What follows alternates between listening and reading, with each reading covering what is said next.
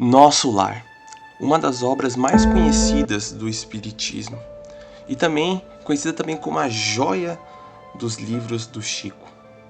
Foi publicado em 1944, em um Brasil marcado pela religiosidade cristã tradicional, um livro da doutrina espírita.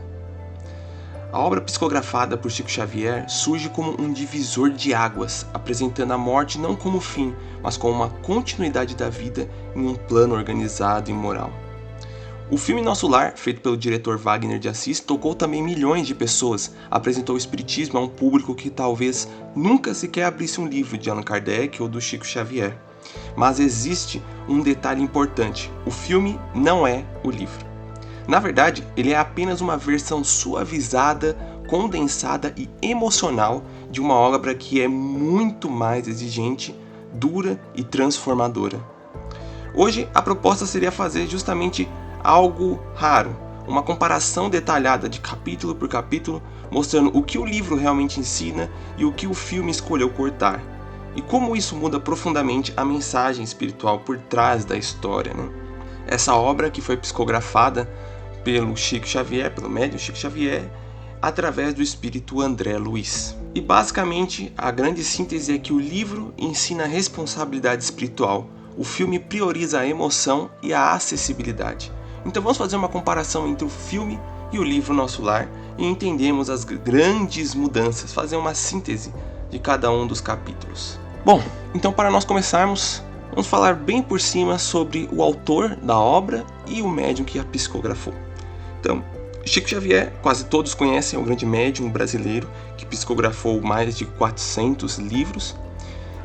Ele também conhecido pela sua moral, sua integridade, pela ajuda ao próximo. Inclusive tem um vídeo aqui no canal contando a biografia sobre o Chico. Mais curiosidades, entrem lá. Esse grande médium, certo dia, recebeu a psicografia do grande espírito André Luiz. E é um ponto que a gente tem que colocar aqui. André Luiz, ele é um espírito de um médium sanitarista. Então, ele é um espírito comum, não é santo, gente, e ele também não é um herói. Ele é um espírito que tem um intelecto maior, digamos assim, que desenvolveu mais o conhecimento dele durante as vidas, mas ele não é um herói, não é um santo. Ele ainda tem um lado moral, ainda não muito bom. E o grande ponto-chave desse livro, Nosso Lar, é que não é uma fantasia espiritual, não é uma ideia criada, uma fantasia, não. É uma proposta pedagógica, e não só isso. André Luiz, que escreveu o livro através do Chico, seria como um repórter relatando tudo o que está acontecendo no plano espiritual e contando a sua própria passagem, né? O que aconteceu com ele, como é o plano espiritual, mostrando para todos uma visão a mais sobre o que é a morte, como se portar perante dela e quais são algumas poucas coisas que nós iremos encontrar lá. Porque, querendo ou não, ainda é uma pálida visão de algo muito maior, mas que mesmo assim é um livro que enriquece e que nos mostra os valores morais e as consequências de tudo que nós fazemos no plano espiritual. Então vamos lá, vamos fazer uma análise profunda, começando dos capítulos 1 ao capítulo 7, que seria o umbral. Umbral como um estado de consciência, né? Então, nesses capítulos, no livro, basicamente o André Luiz ele morre sem perceber que na verdade ele estava morto. Mantém os valores, os vícios e os orgulhos da vida material que ele tinha aqui. Ele continua se achando injustiçado e espera privilégios por ter sido um médico, algo que acaba acontecendo com muitos espíritos que desencarnam e acreditam que vão levar a sua profissão consigo mesmo e lá vão ter algum mérito pela profissão que tiveram. Não, é através dos sentimentos e da moral. E André Luiz justamente não entende o que acontece com ele. Acorda no plano espiritual, num local meio denso, e ele começa a tentar se adequar. E o umbral? O umbral não é apresentado como um inferno, literal, um lugar determinado, né, prefixado. Não. Ele é consequência vibratória e psicológica. na verdade é um ambiente moldado pela mente coletiva de várias pessoas que justamente estão perturbadas ainda, né? Uma vibração compatível com culpa, apego e orgulho. Basicamente, um bom exemplo que a gente poderia colocar aqui seria como a Cracolândia. Qualquer lugar pode se tornar uma Cracolândia, porque a Cracolândia não é um ponto específico, mas são as pessoas que estão lá. São várias pessoas que têm a mesma sintonia, digamos assim, os mesmos vícios e estão todas ali reunidas por conta daquele ideal.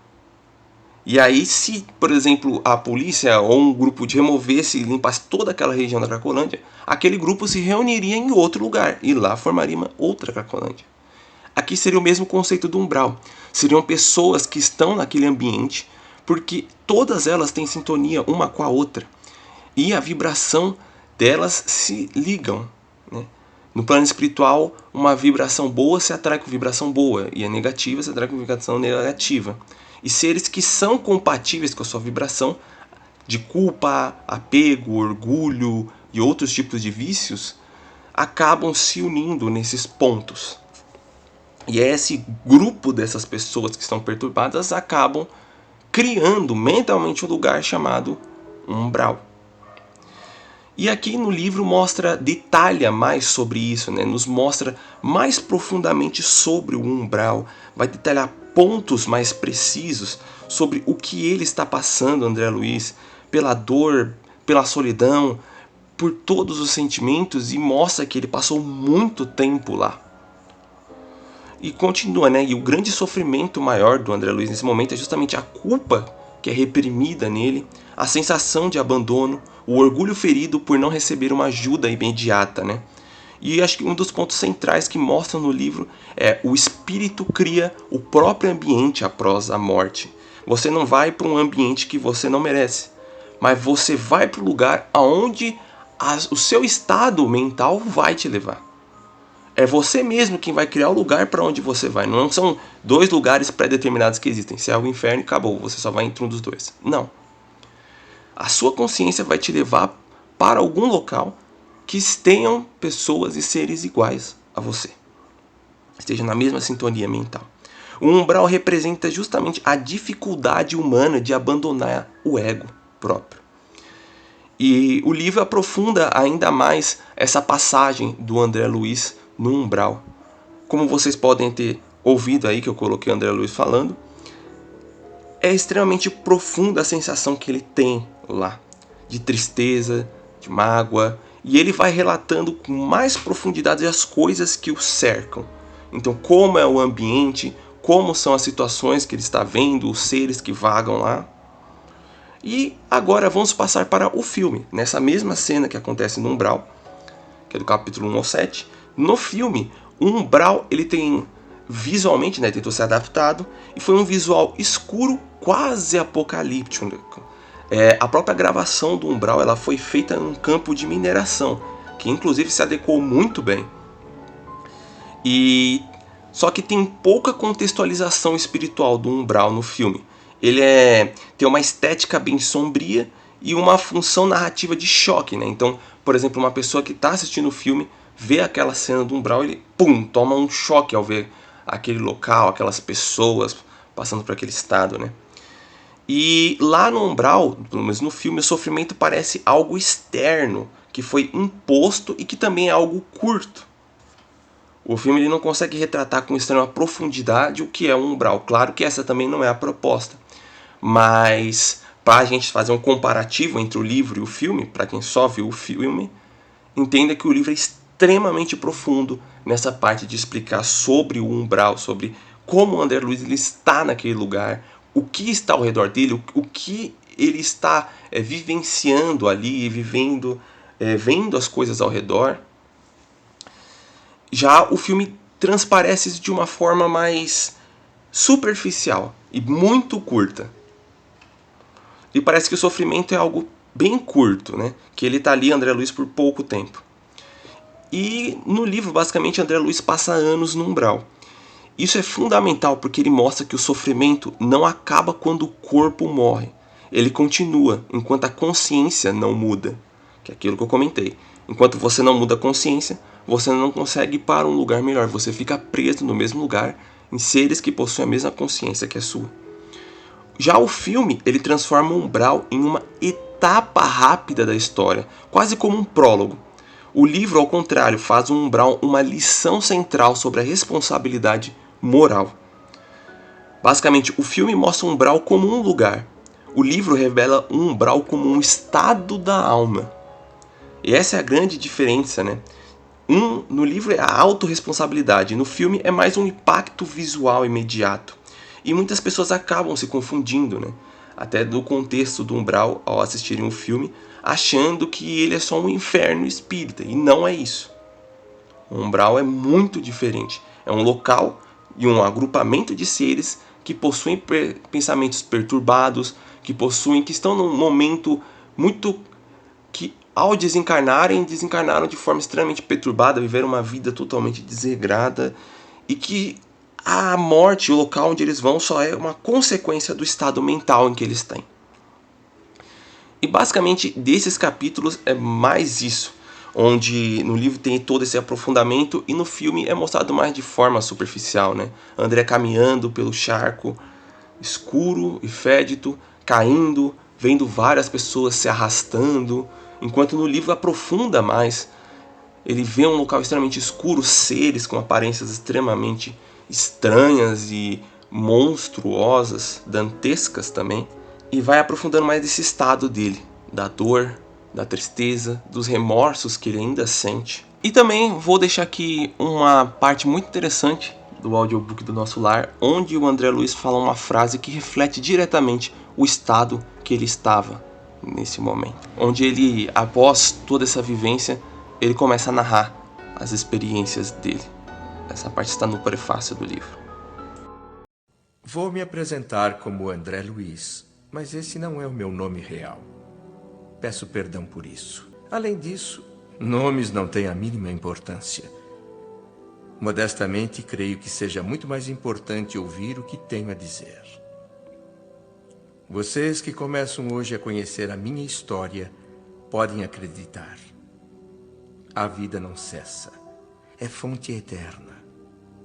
A morte é o jogo escuro das ilusões. Uma existência é um ato, um corpo, uma roupa, um século, um dia, um serviço, uma experiência, um triunfo, uma aquisição, uma morte, um sopro renovador.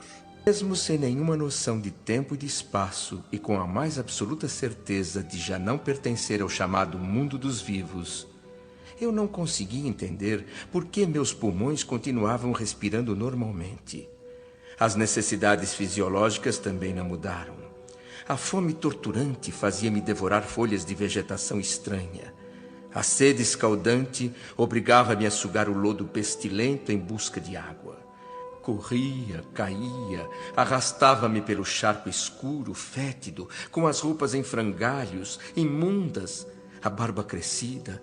Bom, então passamos para os capítulos 8 a 10 do livro, que seria o resgate e a oração. No livro, o André só é socorrido quando ele abandona o orgulho dele, ora de forma sincera e reconhece os seus erros, assume a responsabilidade por aquela situação que ele está passando e abandona a revolta que ainda continua sentindo nesses vários e vários anos em que ele estava no umbral. E aí ele começa a fazer a oração, que a oração ela não vai mudar Deus, ela só muda quem ora. Não é algo automático, não deve ser apenas pronunciado, mas deve vir do sentimento interno, do mais profundo da alma.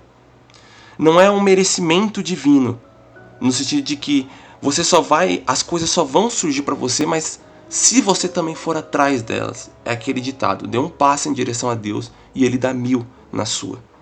Se você quer a ajuda dele, você também precisa buscar Ele e não ficar esperando que aconteça para você. E também não só isso, mas muda a sintonia vibratória através da oração, porque ele se abre e eleva-se para o contato espiritual maior. E aí então o André Luiz só é resgatado quando justamente acontece essa lei espiritual, né? onde o auxílio só acontece quando há sintonia com os espíritos superiores.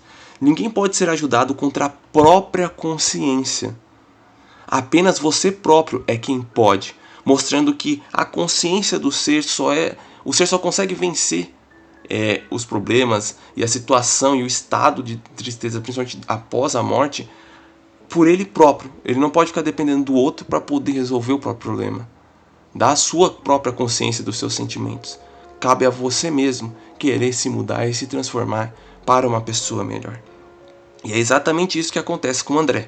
Ele fica nesse estado de perturbação consigo mesmo, mas depois ele aceita, tira o ego de cima de si e faz a oração. E aí nesse momento ele atrai alguns espíritos amigos que vão lá, espíritos superiores, e resgatam ele, né, no livro. Pois bem, no filme essa mesma cena acontece também de forma bem interessante. No filme é um resgate que tenta ser mais emocional, menos transformação interna explícita. No filme fica mais demonstrado que em um momento sequer ele quis só fazer a mudança, mas que não houve uma transformação interna mesmo. Foi um resgate extremamente rápido no filme. Teve pouca ênfase justamente nessa questão da mudança interior do André Luiz. O livro deixa claro que não existe resgate espiritual sem transformação íntima. Não é o sofrimento que salva, é a consciência que desperta, é essa mudança de consciência. E no livro deixa isso bem claro. No filme essa transição acontece tão rápido que pode passar a impressão errada de que basta sofrer para merecer ajuda, quando na verdade não é assim. E no filme a gente tem muito essa ideia de passei o sofrimento, estou aqui numa situação difícil e agora eu vou ser levado para um bom lugar porque eu já recebi o que eu tinha que receber. Mas não é assim. No plano espiritual, você só vai conseguir encontrar a ajuda quando a sua consciência melhorar. E tem até um trecho específico do livro ao qual os próprios espíritos e a própria mãe do André Luiz fala isso para ele. E diz que ele só precisa apenas... A todo momento eles estavam querendo ajudar ele, estavam lá. Mas ele estava numa vibração tão diferente, tão densa, que ele não conseguia ver eles. E a partir do ponto que ele fez a oração, ele elevou a vibração dele. E isso abriu portas para que ele pudesse ver esses espíritos e eles pudessem ir lá e ajudar ele. E tem que ter essa transformação. O livro deixa muito bem clara essa mudança, essa transformação que o André teve que passar para poder aceitar o socorro. Já o filme não. O filme mostra, mas é só esse processo do resgate e levar para um lugar, como se fosse algo extremamente rápido. Nesse próximo trecho vocês vão ver como é profundo o sentimento do André Luiz, como no livro expressa profundamente isso. Então, vou deixar aqui para vocês ouvirem. Um dia recordei que em algum lugar, fosse onde fosse, deveria existir um autor da vida. Essa ideia confortava-me, e quando se foram minhas últimas energias, quando me vi colado ao lodo da estrada, sem forças para reerguer-me, pedi ao Supremo Autor da natureza que lançasse sobre mim seu piedoso olhar. E como uma criança aflita e chorosa, mãos postas em oração, fiquei ali, suplicando, as lágrimas banhando não só o meu rosto, como toda a minha alma. É preciso sofrer muito, conhecer o remorso, a humilhação e a desventura para se entender a misteriosa beleza da oração. Depois chegamos aos capítulos 11 ao 13, que é o hospital espiritual e a reeducação do André Luiz. No livro, o hospital não é só um local de tranquilidade ou de recuperação. O hospital não é só cura energética, é uma reeducação mental de todos aqueles que desencarnaram e precisam reestabilizar o estado da sua própria consciência, que ainda estava muito perturbada. É um ajuste vibratório, mudando a vibração do espírito para alcançar algo melhor. E é uma disciplina emocional, para que todos aqueles que desencarnaram lá possam se reestabelecer emocionalmente. E isso o livro deixa extremamente claro. Não só isso, mas ele coloca sobre a doença espiritual, que na verdade é um hábito mental e um desequilíbrio emocional. Quando a gente começa a criar hábitos na nossa mente, a gente acaba no plano espiritual, né? O espírito que desencarna e ele continua mentalizando que ele tem uma certa doença, viveu tanto tempo com aquilo que ele ainda continua com aquilo na própria mente. E aí ele precisa se reeducar, ter essa reeducação mental para tirar aquela ideia da doença. E aí a doença realmente desaparece. Porque o espírito, o perispírito, né?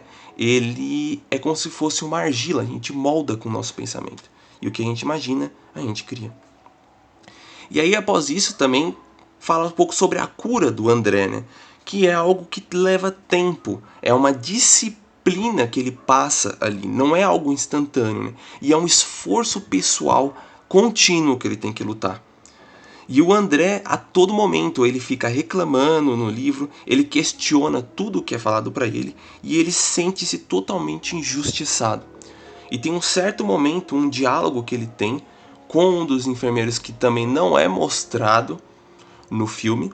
E esse enfermeiro, ele comenta algo sobre o desencarne do André, né? Porque ele foi um suicida indireto. E aí continua, né? Agora uma comparação já do filme. O filme, o hospital aparece muito pouco. Tem um trecho que mostra ali no hospital, tudo. O André ele tem uma recuperação extremamente rápida no filme. E tem muito menos conflitos internos. Parece que ele não aprende absolutamente nada lá. Talvez só aquela lição da água que o Lísias mostra para ele. Mas fora isso, que é do silêncio, mas fora isso ele não demonstra uma transformação, uma luta interna sobre tudo aquilo que está acontecendo, sobre o que ocorreu com ele. No livro, o hospital espiritual é quase uma escola moral. O corpo perispiritual só se reorganiza quando a mente muda. Já no filme, corta grande parte de todo esse processo de reabilitação, perdendo uma das lições mais importantes da obra. A doença espiritual é comportamental. O livro rompe com a ideia de milagre instantâneo. Então você não é curado simplesmente instantaneamente porque mudou um pouco o seu padrão mental. Não. É um processo que leva-se tempo. Para uma pessoa poder se melhorar no plano espiritual, ela precisa ir construindo e alternando a ideia que ela mentalizava. E esse trecho que eu vou deixar aqui bem rapidinho para vocês vai deixar muito claro esse diálogo que o André teve com o médico. Esse comentou num tom assustadoramente formal. É lamentável que você tenha vindo pelo suicídio, André. Suicídio? Perdoe-me, senhores, mas eu creio que haja engano. Por muito tempo eu fui acusado desse crime por aquelas horrendas criaturas das trevas, mas nunca, jamais o cometi. Não há engano, meu amigo. Mas como? A angústia que me oprimia. O exame continuava. Os órgãos do corpo somático têm calculáveis reservas. Assim foram criados pelo Senhor. Mas nosso amigo André perdeu excelentes oportunidades, desprezou patrimônios preciosos da experiência física. Seu fígado foi maltratado por sua própria ação. Seus rins foram esquecidos por você num completo menosprezo às dádivas sagradas. Todo o seu aparelho gástrico foi destruído por excessos de alimentação e bebidas alcoólicas. A sífilis trazida pelas leviandades acabou por devorar suas energias essenciais. Em resumo, a longa tarefa que lhe foi confiada na Terra pelos maiores da espiritualidade superior foi reduzida a meras tentativas de um trabalho que não se consumou. Então, meu caro amigo, responda-me com toda a sua honestidade. Foi ou não foi suicídio? Bom, e aí vamos para o capítulo 14 e 20. Desconstruindo a ideia de paraíso. E nosso lar não é o céu. Então no livro, nosso lar não é um céu, o que muitas pessoas acabam imaginando, né?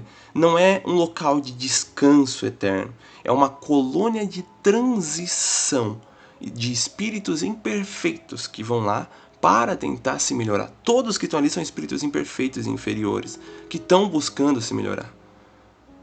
E lá o trabalho ele é algo obrigatório e justamente educativo, que através do trabalho o ser consegue evoluir, consegue se melhorar. O livro deixa isso muito bem claro, né? E é justamente um choque filosófico que a morte não te liberta do esforço moral. Ao contrário, é depois da morte que você ainda tem que continuar lutando pelo seu esforço moral e vai passar pelas consequências morais que você manteve aqui em vida. E o André realmente, após ver tudo isso, ele acaba se decepcionando, né, no livro.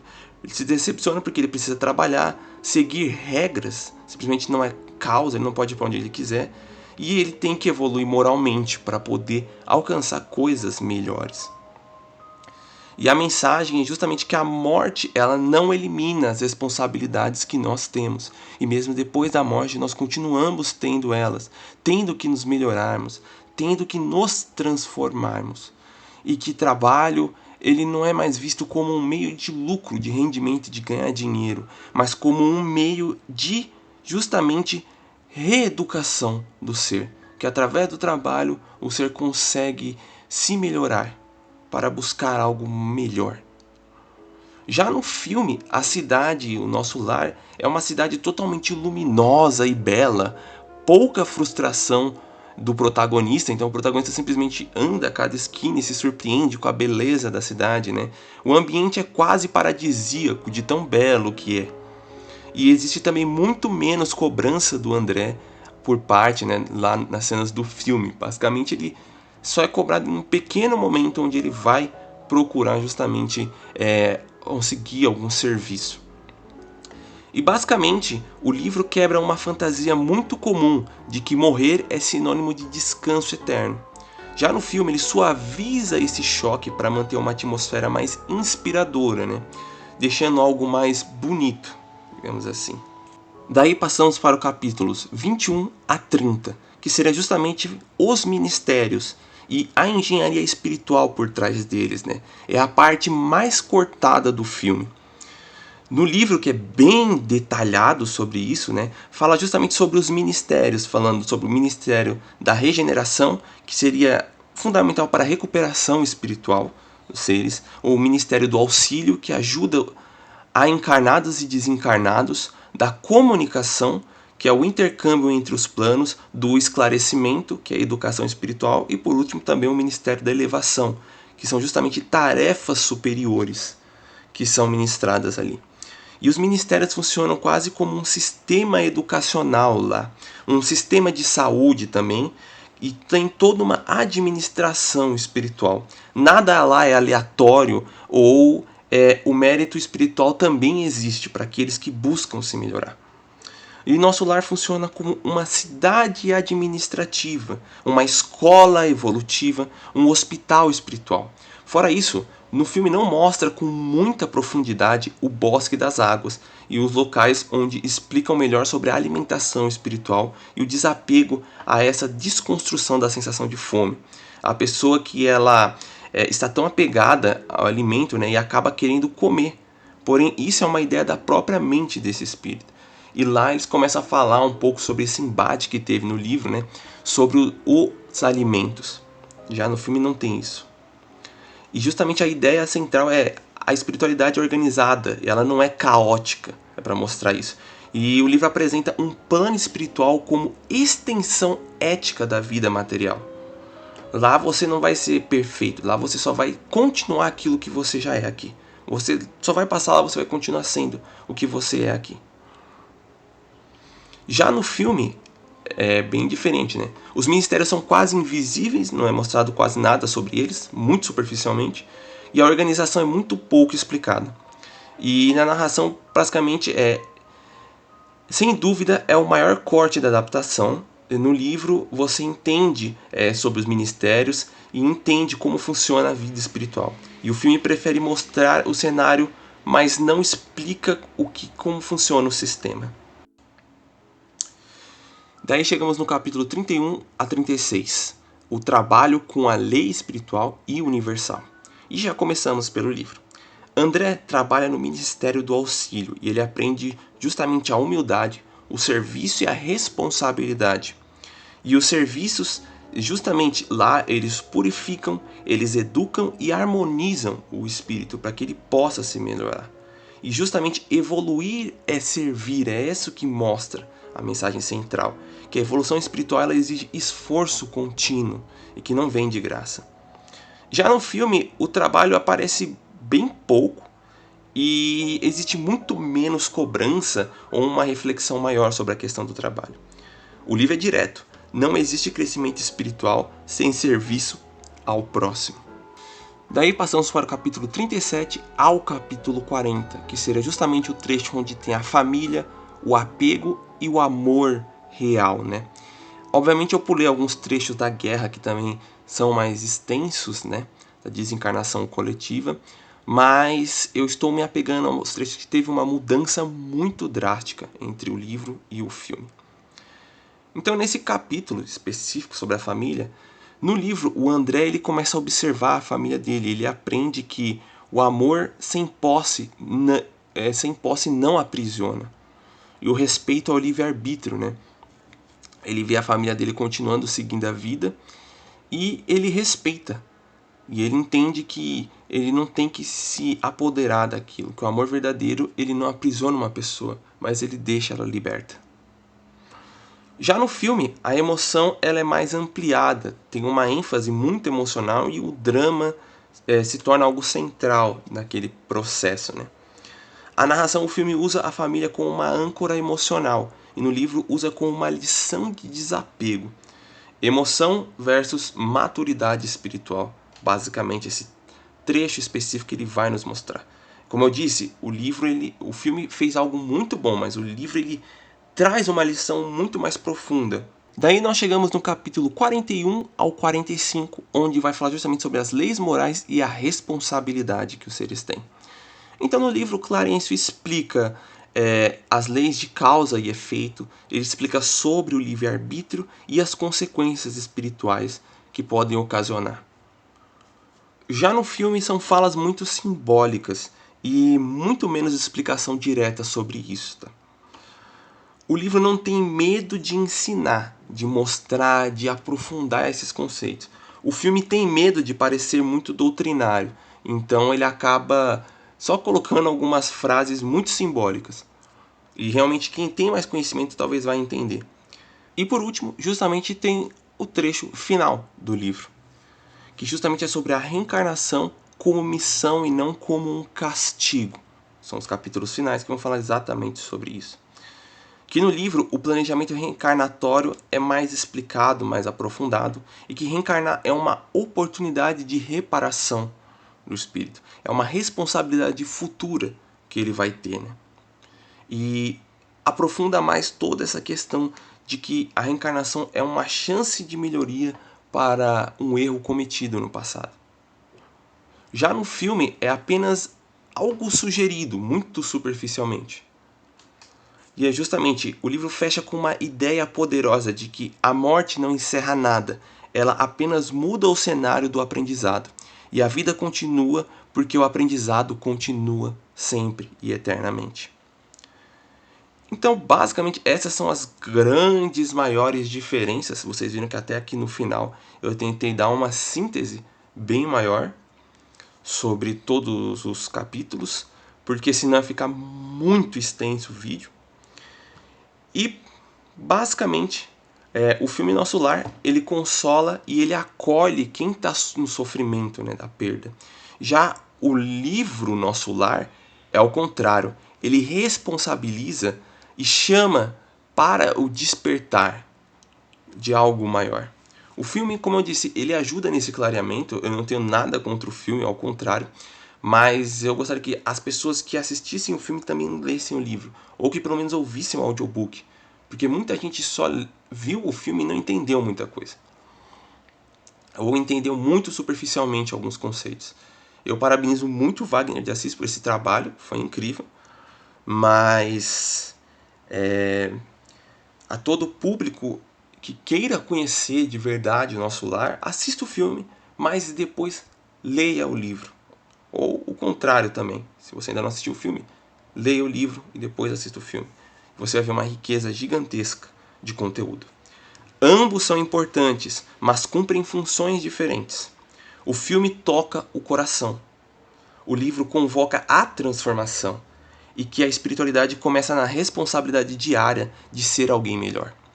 Então, essa é a grande diferença. O filme é aquele atrativo para chamar a atenção de todo mundo, para tocar no sentimento da pessoa, para ela buscar e entender que existe algo maior. Já o livro vai muito mais além do que isso. Não só da pessoa ter certeza de que existe a vida após a morte, mas entender que as coisas continuam, entender que todos nós temos uma responsabilidade moral e a nossa responsabilidade diária para nos tornarmos alguém melhor. Então, muito obrigado a todos vocês. Esse foi o nosso vídeo. Espero que vocês tenham gostado e vou deixar um áudio final aqui para vocês do que um dos pessoas que resgataram o André fala para ele no hospital, que esse trecho também foi esquecido, mas que ele é muito importante e muito bonito. Então, forte abraço a todos e fiquem com Deus. Ouçam aí o áudio. André, meu filho, não se lastime. Saiba que nos planos mais altos há muitas almas que têm amor por você. Foi por intercessão delas que fui buscá-lo nas regiões inferiores e o trouxe para nosso lar. Procure agradecer examinando suas próprias faltas com tranquilidade, sem aflições. Mas é que... Acalme-se, acalme-se. Aproveite os tesouros do arrependimento. O remorso, mesmo tardio, é uma bênção.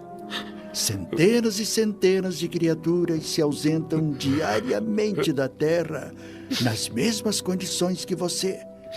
Muitos de nós aqui, André, já perambulamos por caminhos iguais aos seus. Sossegue a alma perturbada. Confie no Senhor e em nossa dedicação fraternal. Contas de episódios simples que eu considerava fatos insignificantes. Eu entendo. Você conceituava os erros humanos conforme os preceitos da criminologia. Qualquer acontecimento insignificante que não constasse dos códigos podia ser enquadrado como um fenômeno natural, não é mesmo? Isso mesmo. Acontece, André. Acontece que após o túmulo, o sistema de verificação das faltas cometidas é outro. Pense nisto, meu filho, e aproveite ao máximo a dura, mas necessária lição de hoje. Fique em paz. Costuma-se dizer que são muitos os chamados e poucos os escolhidos. Não seria mais certo dizer que são muitos os chamados e poucos os que atendem ao chamado? Nada poderia fazer mais sentido. Continue, por favor, Lísias. Por que seriam tão poucos os que atendem ao chamado? Porque, com raras exceções, a massa humana prefere atender a outros tipos de convites. Valiosas possibilidades de evolução perdem-se nos desvios obscuros da vida. O capricho de cada um é prioridade. O corpo físico é massacrado a golpes de irreflexão. Isso explica as multidões que diariamente deixam a carne em doloroso estado de incompreensão, enlouquecidas, doentes e ignorantes, para seguirem vagando em todas as direções, sem rumo e sem luz, nos círculos próximos da crosta planetária.